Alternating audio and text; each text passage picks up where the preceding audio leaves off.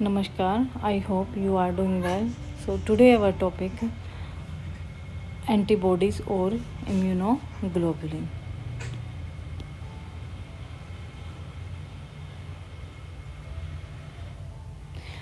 तो देख लेते हैं कि जो ये एंटीबॉडीज़ हैं हमारे लिए कितना इम्पोर्टेंट है हमारी बॉडी के लिए और हमारे एग्ज़ाम के लिए भी। आपको यहाँ से इनका प्ले रोल आपके एग्ज़ाम में आता है। एक क्वेश्चन आएगा इम्यूनोग्लोबिन से और इनका रोल पूछा जाएगा आपसे, ठीक है। Responsible for and play role. So देख लेते हैं कि जो एंटीबॉडीज़ होते हैं उनको डिनोट किया जाता है आईजी से, ठीक है। ये जो एंटीबॉडीज़ हैं ये एंटीजन से मिलकर हमारी बॉडी की बैक्टीरिया और वायरस को डिस्ट्रॉय करते हैं, ठीक है। इनका क्या काम है कि हमारी बॉडी को बचाना। ये कहते नहीं है कि बच्चा कई बार बीमार हो जाता है तो बार बार कहते हैं अरे इनका तो इम्यून सिस्टम बहुत ही वीक है। आजकल वैसे भी बच्चे बहुत ज़्यादा बीमार हो रहे हैं, बहुत ज़्यादा बीमारियां चली हुई हैं, तो अक्सर कहने को मिलेगा कि इम्यून सिस्टम ख़राब है, अपना इम्यून बूस्ट करो बॉडी का। तो ये वही है। तो देख लेते हैं हमारी बॉडी के लिए कितने इम्पोर्टेंट है और हमारे एग्ज़ाम के लिए भी कितने इम्पोर्टेंट है। तो एंटीबॉडीज़ और इम्यूनोग्लोबिन, एंटीबॉडीज़ को इम्यूनोग्लोबिन बोला जाता है। ये किससे प्रोड्यूस होते हैं? ये प्रोड्यूस होते हैं हमारे बी लिम्फोसाइट सेल से। कौन से सेल से? बी लिम्फोसाइट सेल से। एंड इनका जो नेचर है वो क्या है? इनका नेचर है गामा ग्लोबुलिन इन नेचर। एक क्वेश्चन आपका यहाँ पे बन सकता है कि ये जो आईजी हैं immunoglobin produce by B lymphocytes, ठीक है, बी लिम्फोसाइट्स। एंड इनका नेचर क्या है? इनका नेचर है गामा ग्लोबुलिन इन नेचर। अब करते हैं टाइप्स ऑफ एंटीबॉडीज़, ठीक है। ये टाइप्स आपको करने अल्फ़ाबेट तरीके से याद रखना, ADEGM, इस तरीके से याद रखना, ADGEM, ADGM। सो ए मीन्स अल्फ़ा। इनका नाम भी पूछ सकते हैं कि ए का क्या, ए को किस नाम से डिनोट किया जाता है, डी को किससे डिनोट किया जाता है, और ई को किससे, जी को किससे, और एम को ये नेम पता होने चाहिए। तो IgA है, ये डिनोट किया जाता है अल्फ़ा से, डी डेल्टा से, ए और डी तो याद रह जाएगा, अल्फ़ा एल डेल्टा, ई एप्सिलोन, कि ई किससे डिनोट करते हैं? एप्सिलोन से, IG गामा, ठीक है। और IgM मीन्स म्यू। जो IgG, ये जो हमारा जी है, गामा है, तो ग्लोबुलिन मिलेगा ये। तो ये 75% of the antibodies in the body. तो आपसे एक क्वेश्चन, अगर एग्जामिनर कोई नया क्वेश्चन बनाएगा तो आपसे ये पूछेगा कि सबसे ज़्यादा परसेंटेज में कौन सा इम्यूनोग्लोबिन हमारी बॉडी के अंदर पाया जाता है? वो पाया जाता है IgG, ठीक है। तो इस बुक में इनका रिस्पॉन्सिबल जो प्ले रोल है बॉडी के अंदर वो इतना खास डिस्क्राइब नहीं किया हुआ है। मैं आपको बता देती हूँ, ठीक है। यहीं पे हम इस टॉपिक को पूरे को डिस्कस कर लेते हैं। इससे ज़्यादा आपके एग्ज़ाम में, कम्पिटिटिव एग्ज़ाम में नहीं आएगा। तो सबसे पहले कर लेते हैं जो हमारा IgA है। IgA, तो IG है, ये most abundant antibody in the body, ठीक है। ये जो IG है ये हमारी बॉडी में अबंडेंट अमाउंट में मिलता है। ये क्या प्रोटेक्ट करता है? ये प्रोटेक्ट करता है, नोट्स बना लो बच्चों सारे, protects mucosal tissues from microbial and maintain immune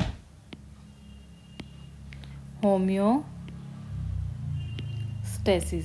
देखो एक तो ये मेंटेन करता है, हेल्प करता है किसका, जो हमारी बॉडी का इंटरनल इन्वायरमेंट है, जो हमारी सेल्स की बॉडी का जो इंटरनल इन्वायरमेंट है उसको मेंटेन करता है। और अब ये देख लो म्यूकोजा कहाँ कहाँ, ये म्यूकोजा जो मेम्ब्रेन है वो कहाँ कहाँ पर है, वो है लंग्स के अंदर, ठीक है, कहाँ है, लंग्स।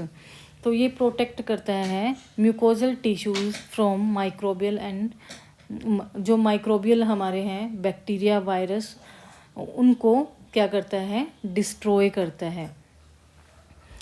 अब करते हैं IgM। IgM नहीं करेंगे हम, IgD करेंगे, IgD।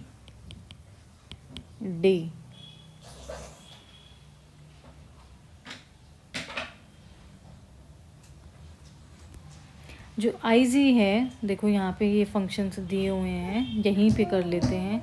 IgA play role in localise defence mechanism in external secretion like tear, ठीक है। और म्यूको प्रोटेक्ट करता है म्यूकोजा टिश्यूज़ को, किससे, माइक्रोबियल टिश्यूज़ से, प्रोटेक्ट म्यूकोजल टिश्यूज़, ठीक है। IgD involve in recognition of the antigen by B lymphocytes. तो B लिम्फोसाइट्स का भी जो काम है, प्ले रोल है, वो क्या है, रिकोनाइज करना of the antigen by B lymphocytes, means protect करना। अब करते हैं IgADEGM। तो IgE है इन्वॉल्व इन एलर्जिक रिएक्शन। तो ये जो Ig है विटामिन ई से याद कर लेना आप इसको, विटामिन ई, ठीक है। तो विटामिन ई से याद कर लेना, Ig is involve in allergic reaction. और एलर्जिक ना आए तो यहाँ पे एलर्जिक को में क्या हो जाता है, एलर्जिक में हाइपर एक्टिविटी होने लग जाती है ना, कि खारिश होने लग जाती है, बेचैनी होने लग जाती है, बॉडी का टेम्परेचर इंक्रीज हो जाता है। तो हाइपर सेंसिटिविटी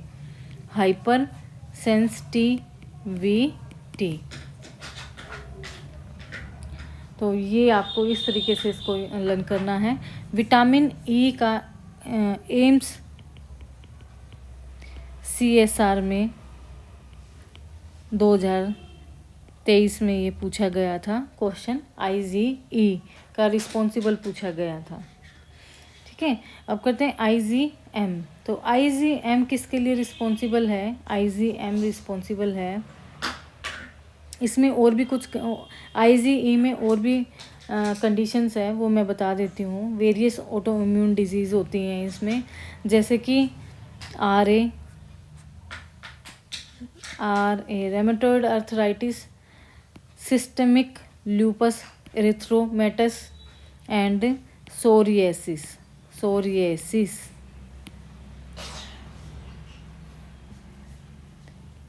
और कौन सा इन्फेक्शन हो जाता है, हेलीमिनथिक इन्फेक्शन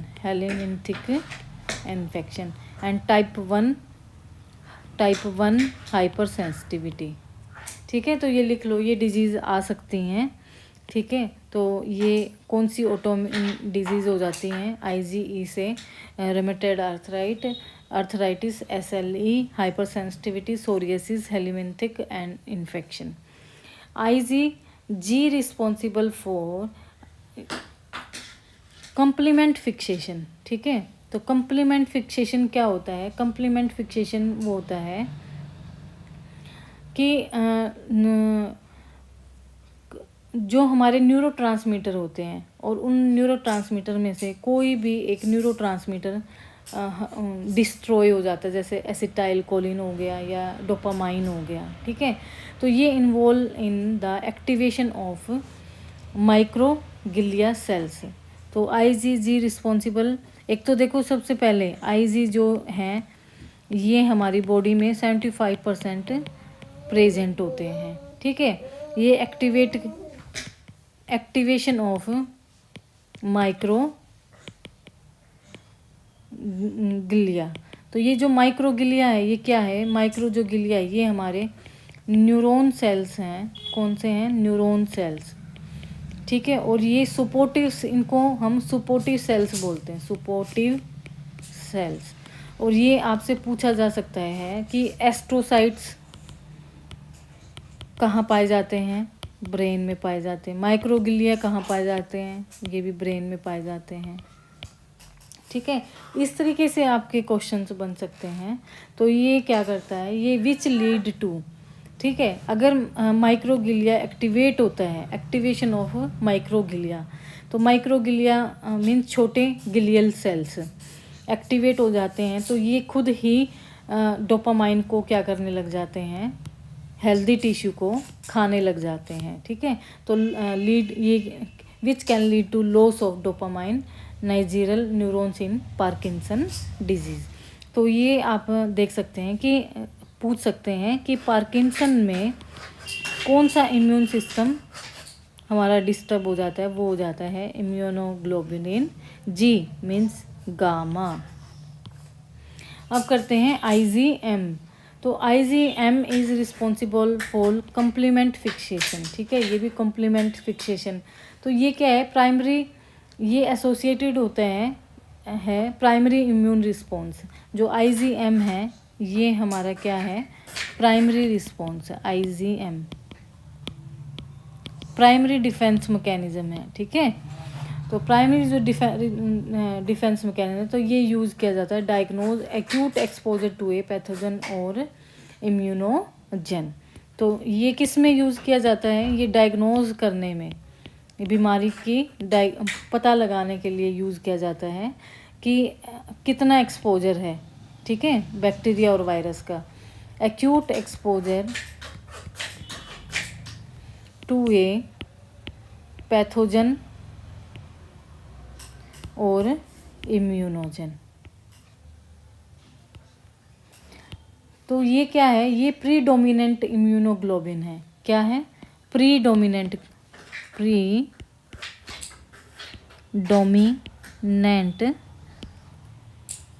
इम्यूनोग्लोब्यू,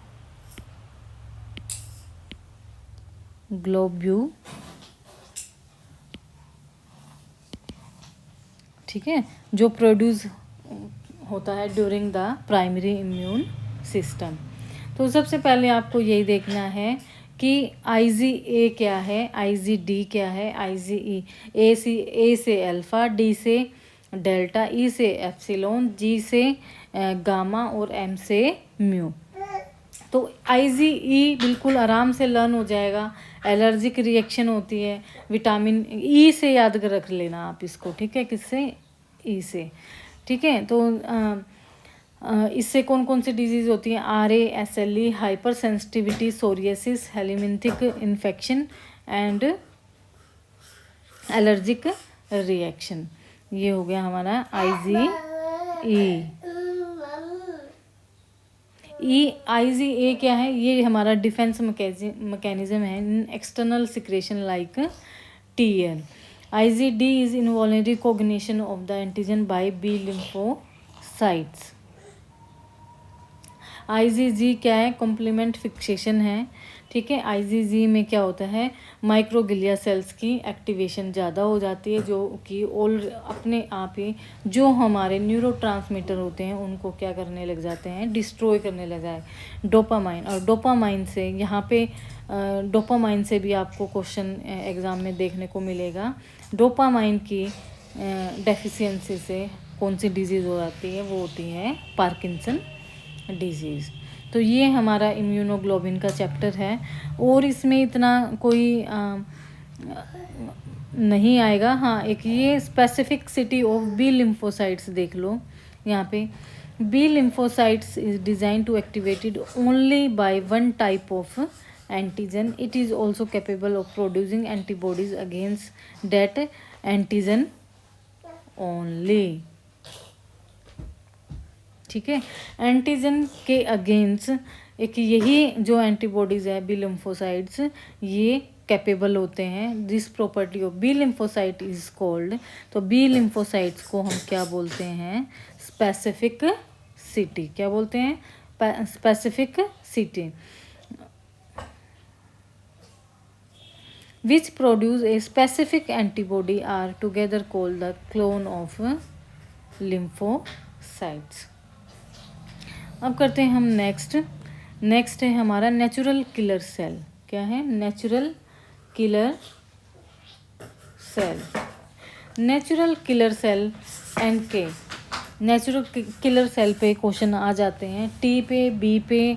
ठीक है. लिम्फोसाइट्स जो वर्ड्स है ये काफ़ी एग्ज़ाम के लिए इम्पोर्टेंट है कि किसी भी तरीके से कोई भी क्वेश्चन बन सकता है आपका यहाँ से. तो नेचुरल किलर सेल क्या है? ये क्या है? लार्ज ग्रैनुलर सेल्स हैं.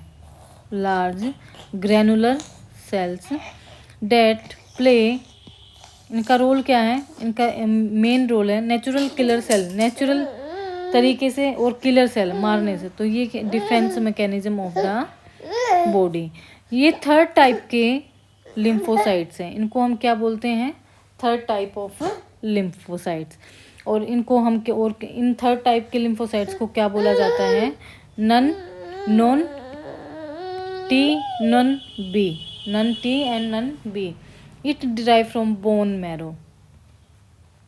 Natural killer cell is said to be the first line of, ये कौन से? First line defence in specific immunity particularly against virus. तो एक तो ये याद रखना है कि जो नेचुरल किलर सेल हैं ये वायरस को डिस्ट्रॉय करने में माहिर हैं. ठीक है, वायरस को.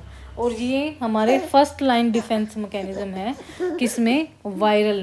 वायरस को मारने में. तो आपको इतना ही याद रखना है इसमें. देखो, डिस्ट्रॉय वायरस. ठीक है, डिस्ट्रॉय द वायरल इन्फेक्टेड और damage cell which might from tumour malignant cells prevent development cancerous tumour. तो यहाँ पे आपका क्वेश्चन बन सकता है, क्वेश्चन नंबर 3, कि जो कैंसरस ट्यूमर से बनते हैं वहाँ पे कौन से सेल हैं, वो कौन से सेल हैं जो प्राइमरी डिस्ट्रॉय करते हैं? वो हैं हमारे नेचुरल किलर सेल. ठीक है. और ये क्या करते हैं? ये secrete cytokinin such as interleukin 2, interferons, colony stimulating hormone, tumour necrosis factor alpha. Cytokinin explain later in ये रहा. ठीक है. तो cytokine are the hormone like small protein acting as intercellular messenger. क्या है ये? इंटरसेलुलर मैसेंजर हैं. सेल सिग्नलिंग मॉलिक्यूल इनको और क्या बोला जाता है?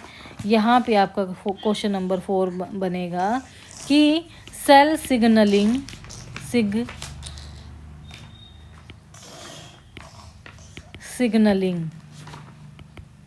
जो मॉलिक्यूल हैं वो कौन से हैं? वो हैं जो सेल को सिग्नल देते हैं. ठीक है, वो है हमारे साइटोकाइनिन.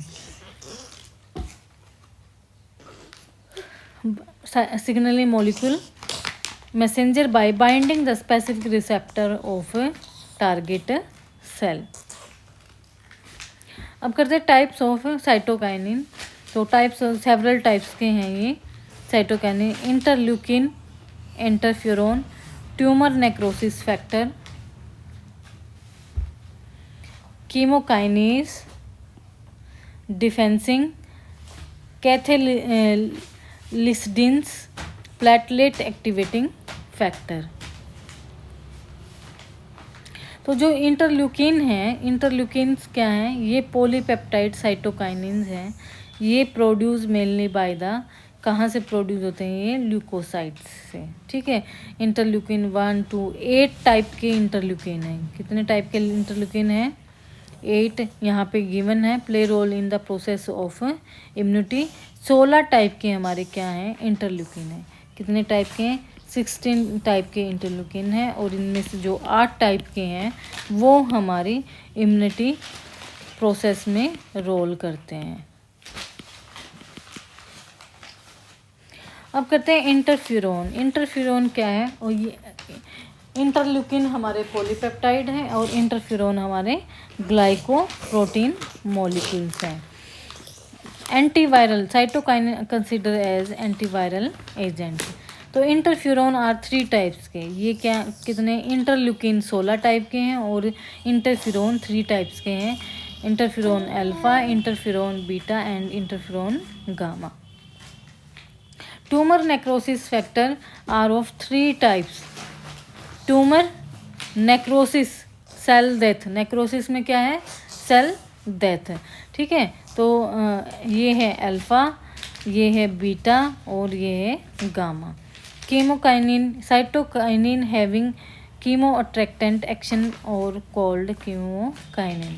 डिफेंसिंग, डिफेंसिंग क्या है? Defensin are the anti microbial peptide. क्या है ये? एंटी माइक्रोबियल पेप्टाइड हैं. Alpha defensin and beta defensin. जो बीटा डिफेंसिंग है ये रेस्पिरेटरी ट्रैक में, salivary gland and cutaneous cells. और अल्फा डिफेंसिंग सिक्रेटेड बाय, किससे सिक्रेट होते हैं? Neutrophil, macrophages and Paneth cell in small intestine. Cathelicidin, cathelicidin also the anti microbial peptide. ठीक है, play an important role in wide range of anti microbial activity in air passage of lung. Cathelicidin. ठीक है, 7th है हमारा platelet activating factor. Platelet activating factor accelerate agglutination and aggregation of platelet. अब है हमारा topic immunisation. ठीक है, immunisation. देखो इम्यूनाइजेशन क्या होता है? इम्यूनाइजेशन होता है जैसे ही इम्यूनाइजेशन, लेडी, एक लेडी है वो प्रेग्नेंट हो जाती है. ठीक है, और प्रेग्नेंट होती है तो उसके फर्स्ट मंथ, सेकंड मंथ या सेकंड और थर्ड मंथ में क्या लगता है? टेटनस का टीका लगता है, टेटनस. फिर आगे 2-3 मंथ बाद, 3 मंथ में ये वैक्सीन्स लगते हैं. पहले 2 लगते थे, आजकल 3 लगाने लग गए हैं टेटनस को भी.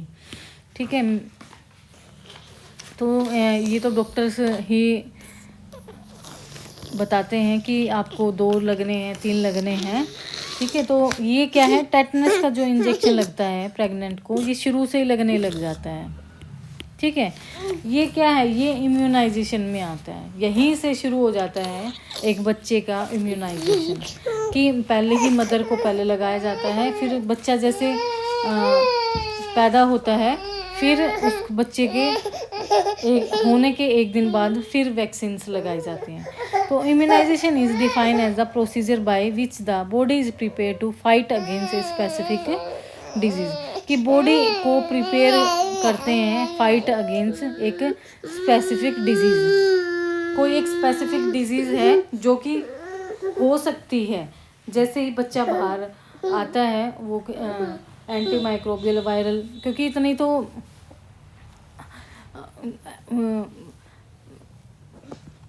जो माइक्रोबियल और वायरल जो हमारी डिजीज़ होती हैं, ऑटो इम्यून डिजीज़ होती हैं, उनसे फाइट करने के लिए इम्यूनाइजेशन दिया जाता है. ठीक है, तो it is use to induce the immune resistance of the body. जो इम्यून का रेजिस्टेंस है उसको इंक्रीज़ करने के, इंड्यूस करने के लिए ये इम्यूनाइजेशन किया जाता है. इम्यूनाइजेशन भी 2 टाइप का है. ये इम्यूनाइजेशन है, सिंपल क्वेश्चन आएगा, अगर आएगा तो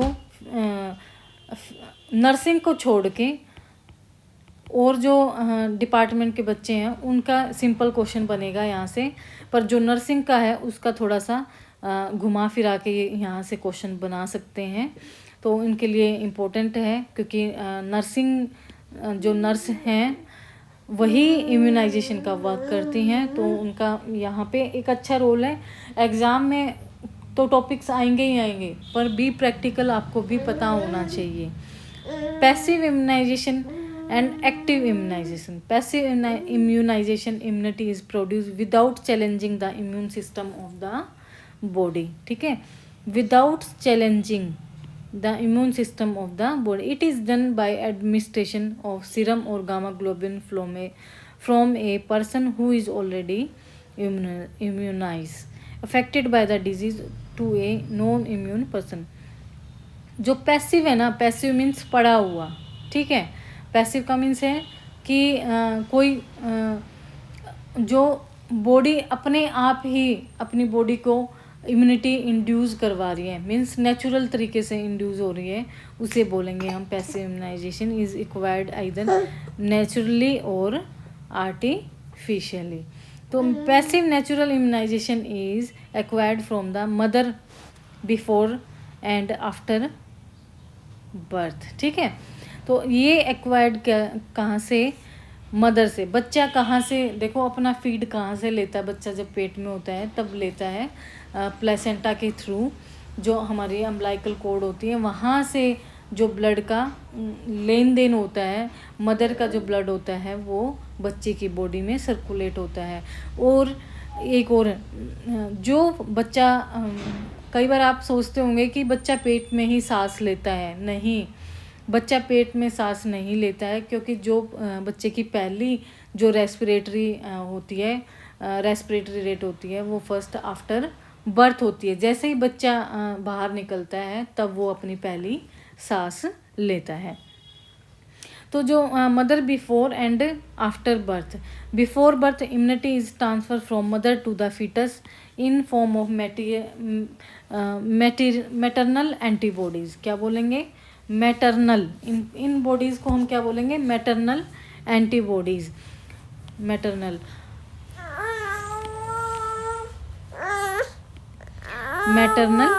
एंटीबॉडीज़। और कौन सी, ये बच्चे के अंदर जब फीटस होता है, उस फीटस के अंदर सबसे ज़्यादा कौन सी एंटीबॉडीज़ मिलेंगी, वो मिलेंगी IgG थ्रू प्लेसेंटा। तो after birth the antibodies IgA, जैसे ही बर्थ होता है बच्चे का, बच्चा बाहर आता है तो एंटीबॉडीज़ जो IgA हैं वो वर्क कर रहे हैं, ट्रांसफर्ड थ्रू ब्रेस्ट मिल्क। तो आपसे ये पूछा जा सकता है कि ब्रेस्ट मिल्क में कौन सा, इसलिए बोलते हैं जैसे ही बच्चा बाहर आता है, पैदा होता है, तो बोला जाता है कि उसे मदर का दूध ही पीना चाहिए, माँ का दूध ही पीना चाहिए, पिलाना चाहिए। तो उसमें कौन से एंटीबॉडीज़ होते हैं, वो होते हैं IgA।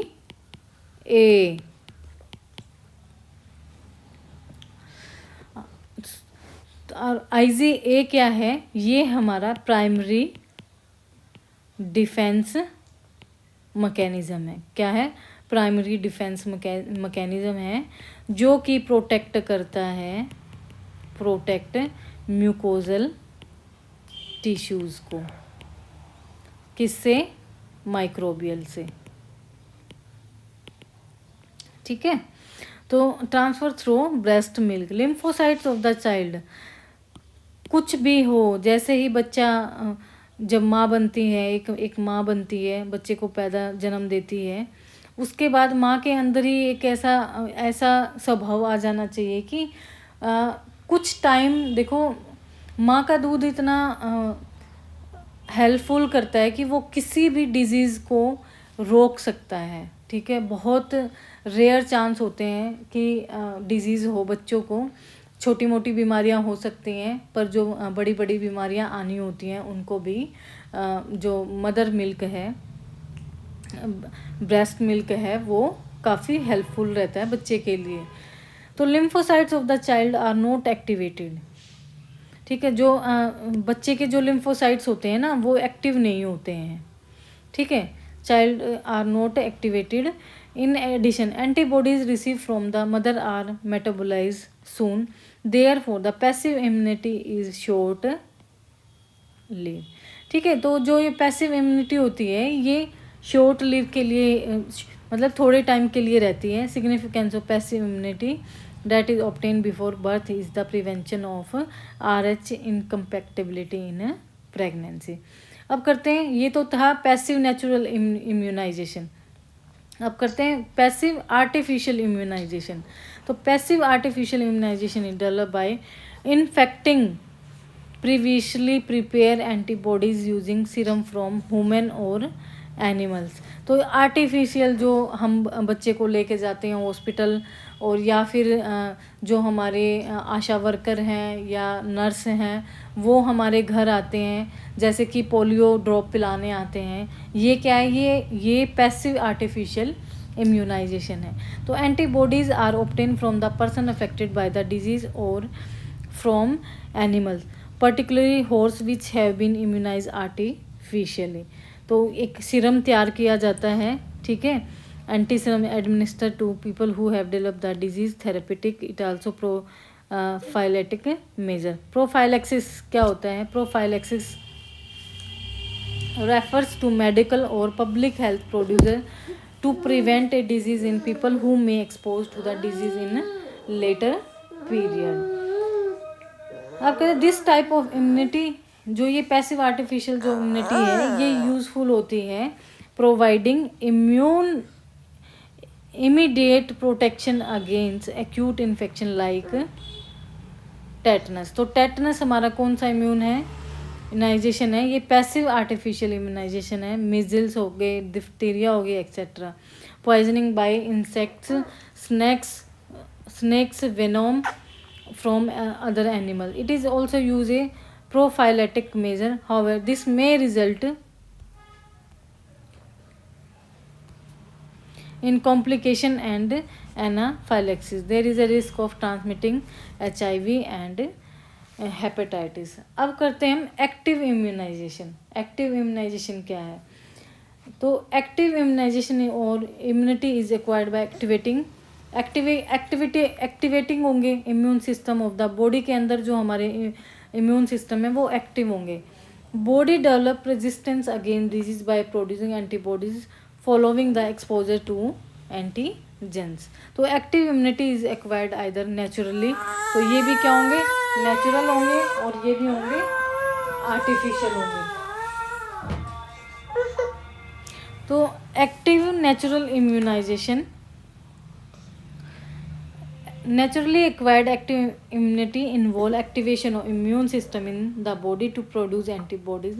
It is achieved in both clinical and subclinical infection। तो देख लेते हैं कि क्लिनिकल इन्फेक्शन क्या है।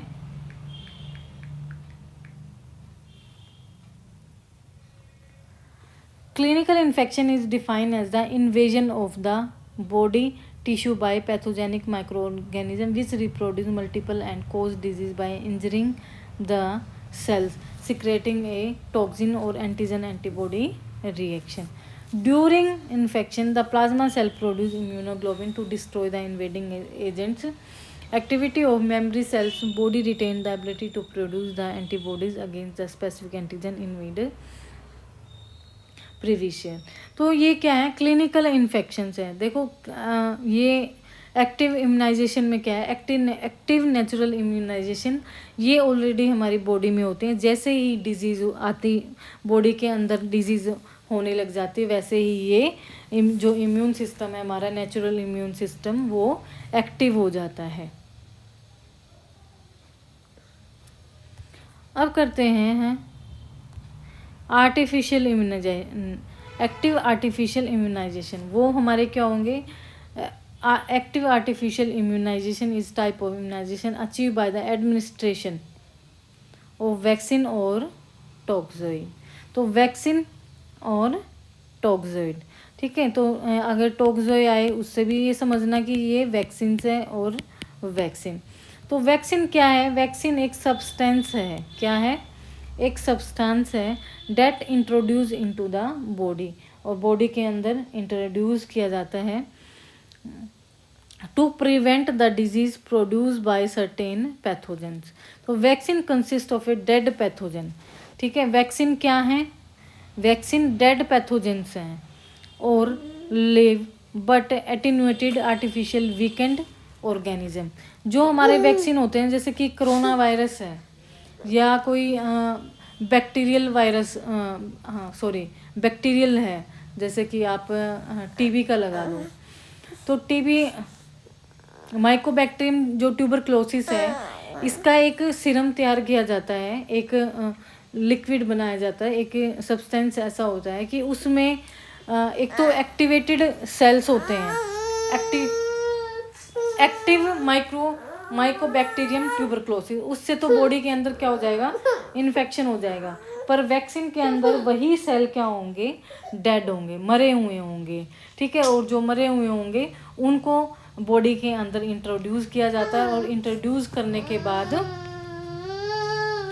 इंट्रोड्यूस करने के बाद वो जो हमारी बॉडी का जो इम्यून सिस्टम होता है वो एक्टिवेट करवाया जाता है कि ये महसूस कराया जाता है बॉडी को कि बैक्टीरिया आ चुके हैं, माइकोबैक्टीरिया आ चुके हैं और हमें लड़ने के लिए तैयार हो जाना चाहिए। और वो फिर हमारी बॉडी में क्या करते हैं, फाइट करते हैं। उनको ऐसा लगता है कि ये नेचुरल माइकोबैक्टीरियम ट्यूबरक्लोसिस है, नेचुरल बैक्टीरिया ने, ठीक है।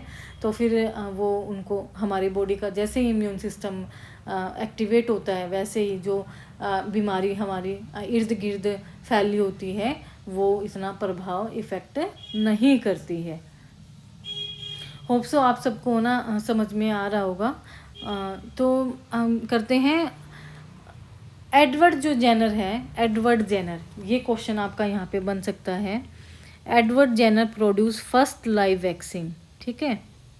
Edward Jenner first live vaccine, किसने फर्स्ट वैक्सीन बनाई थी? वो बनाई थी किसने? एडवर्ड जेनर ने।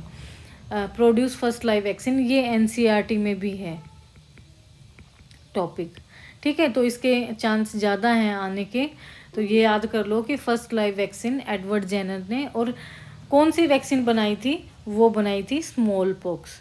ये यूपीएससी में भी पूछ लिया जाता है, जो एसडीएम की तैयारी कर रहे हैं या यूपीएससी की तैयारी कर रहे हैं, वहाँ भी पूछा जा सकता है कि सबसे पहली जो वैक्सीन बनी थी वो किस डिजीज़ के लिए बनाई गई थी? वो स्मॉल पॉक्स के लिए बनाई गई थी। किसने बनाई थी?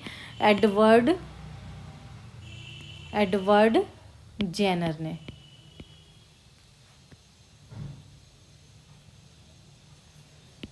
ठीक है। और किसके लिए बनाई थी सबसे पहले? काउपॉक्स वायरस, काउपॉक्स वायरस के लिए।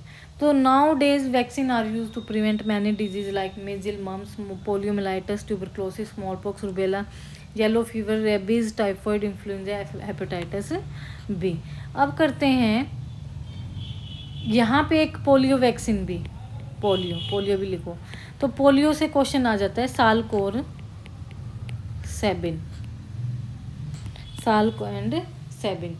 तो जो साल्क है ये किसने डिस्कवर की थी? जॉन साल्क ने, इनके नेम से है। और सेबिन, अल्बर्ट सेबिन, ठीक है। तो पोलियो जो इन भारत है, भारत देश पोलियो मुक्त है। जैसे और देशों से जो लोग आते हैं तो एयरपोर्ट पे जहाँ भी इनकी एंट्री होती है वहाँ से इनको पोलियो की ड्रॉप पिलाई जाती है कि बाहर के आने वाले देशों से जो भी भारत में आते हैं वो ये वायरस लेके न आए, उनको पहले ही डोज दे दी जाती है। पाकिस्तान से जो भी आता है तो उनको पोलियो ड्रॉप पिलाई जाती है बॉर्डर पर जहाँ से उनकी एंट्री होती है। ओरल ओपीवी क्या है? ओपीवी, तो ओपीवी और आईपीवी। तो ओपीवी है ओरल, ओ से ओरल और आई से इंट्रा, ठीक है। ये क्या है? इंजेक्शन है और ये ओरल है। अब इसमें से यहाँ पे क्वेश्चन पूछा जाता है कि जो साल्क है वो ओरल है या इंट्रा है, ठीक है। तो ये आपको ये क्वेश्चन आ सकता है। साल्क क्या है? साल्क इंट्रा है, ठीक है ना। इंट्रा मीन्स इंजेक्शन, इंजेक्शन से वैक्सीन दी जाती है। और सेबिन क्या है? Oral, give orally. घर घर जो आते हैं पिलाने के लिए पोलियो ड्रॉप, वो ये क्वेश्चन आ चुका है। मुझे ये याद नहीं है कि ये किस किस एग्ज़ाम में आए थे, पर ये एग्ज़ाम में आ चुके हैं।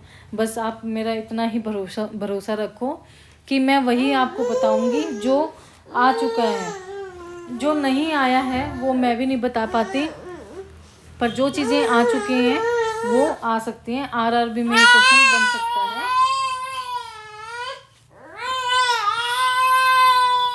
साल्क और सेबिन का। साल्क जो दी जाती है वो इंट्रा दी जाती है,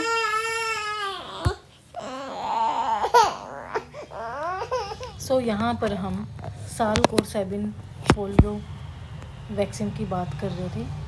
तो जो यहाँ पे साल्क और सेबिन है वो क्या है, पोलियोमाइलिटिस वैक्सीन है। एक क्वेश्चन यहाँ पे पोलियो से वैक्सीन से ही बन सकता है कि जो साल्क और सेबिन है वो ओरल दी जाती है, इसका रूट पूछा जा सकता है आपसे। ये क्वेश्चन आया था मैंने जब एग्ज़ाम दिया था तब ये क्वेश्चन आए थे, और मेरी गलती रही कि मैंने फिजियो को पढ़ा ही नहीं। अगर मैं फिजियो को अच्छे से पढ़ लेती तो ये जो कार्सिनोमा है, सार्कोमा है और बहुत सारे क्वेश्चन जो बने थे वो एग्ज़ाम में आए थे। और फिजियोलॉजी बेस है, फिजियो और एनाटमी एग्ज़ाम क्लियर करने का बेस मानो कि सब्जेक्टिव में अगर आपको अच्छे नंबर लेने हैं तो आप फिजियो और एनाटमी बिल्कुल ऐसे घोट के पी जाओ कि आपको हर चीज़ कम से कम कॉमन चीज़ें आपको पता होनी चाहिए, टॉपिक्स के बारे में पता होना चाहिए। आपने बुक, क्योंकि एनाटमी और फिजियो के कहीं और से क्वेश्चन नहीं आते हैं, सारे बुक्स से आते हैं। तो जो साल्क है वो इंट्रामस्कुलर दिया जाता है और सेबिन ओरल दी जाती है। तो ये आपको रूट पता होना चाहिए, सेबिन ओरल और साल्क इंट्रामस्कुलर। अब करते हैं टोक्सोइड। टोक्सोइड क्या है? टोक्सोइड थोड़े समय की effective only short period against some disease like cholera about 6 months and tetanus about 1 year। तो जो थोड़े समय के लिए इम्यूनाइजेशन दिया जाता है उसे बोलते हैं हम toxoid. Toxoid are use to develop immunity against disease like diphtheria, diphtheria means DPT, ठीक है, tetanus TT and cholera etcetera. ये effective lifelong against the disease such as mumps, measles, smallpox, tuberculosis and yellow fever, but it is effective only for short period against some disease like cholera। Cholera का जो vaccine है वो 6 महीने तक effective करता है और टेटनस का 1 ईयर तक करता है, ठीक है। तो ये आपको पता होना चाहिए। अब करते हैं इम्यून डेफिशिएंसी डिजीज़। एक क्वेश्चन आपका यहाँ से बन सकता है। तो immune deficiency disease means immune की जब कमी हो जाती है, इम्यून हमारा जब कम वीक होता है तब हमें इम्यून डेफिशिएंसी डिजीज़ हो जाती है, लाइक RA, निमोनिया, एड्स, बहुत सारे हैं, मिस्थेनिया ग्रेविस, पार्किंसन डिजीज़। तो ये काफ़ी सारी डिजीज़ें हैं। SLE, सोरियासिस, ये ऑटोइम्यून डिजीज़ हैं हमारी। तो देख लेते हैं congenital immune deficiency disease and acquired. Congenital कौन सी हैं और एक्वायर्ड कौन सी हैं? देखो, कंजेनाइटल डिजीज़ वो डिजीज़ होती हैं जो पैदाइशी हों, ठीक है। जैसे congenital disease are inherited and occur due to defect in B cell और T सेल और बोथ, ठीक है। डिफेक्ट हो B सेल का और T सेल का और बोथ भी हो सकते हैं। द कॉमन एग्जाम्पल ऑफ ये सिंड्रोम्स जो बुक में सिंड्रोम्स दिए हुए ना, ये तो ज़रूर कर लेना। डिजियोर्ज सिंड्रोम। डिजियोर्ज सिंड्रोम का मीन्स क्या है? देखो, एक तो ये इम्यून डेफिशिएंसी डिजीज़ है और कंजेनाइटल डिजीज़ है due to absence of thymus, ठीक है। जब थाइमस से कौन से सेल्स प्रोड्यूस होते हैं? थाइमस से T सेल्स प्रोड्यूस होते हैं हमारे, B सेल्स और T सेल्स, ठीक है। और ये बर्थ के टाइम पे थाइमस प्रेजेंट होता है और उसके बाद जैसे जैसे एज बढ़ती है वैसे वैसे ये डिसअपियर हो जाता है। तो ये अगर थाइमस अगर बच्चे में ना हो, ठीक है, तो इसकी जब अब्सेंस होती है तो कौन सा सिंड्रोम हो जाता है? ये हो जाता है डिजियोर्ज सिंड्रोम, ठीक है। Severe combined immune deficiency due to lymphopenia and absence of lymphoid tissue. Lymphopenia means decrease और साइटोसिस मीन्स इंक्रीज। किसी भी सेल की जब कोई भी सेल जब इंक्रीज होता है तो जैसे कि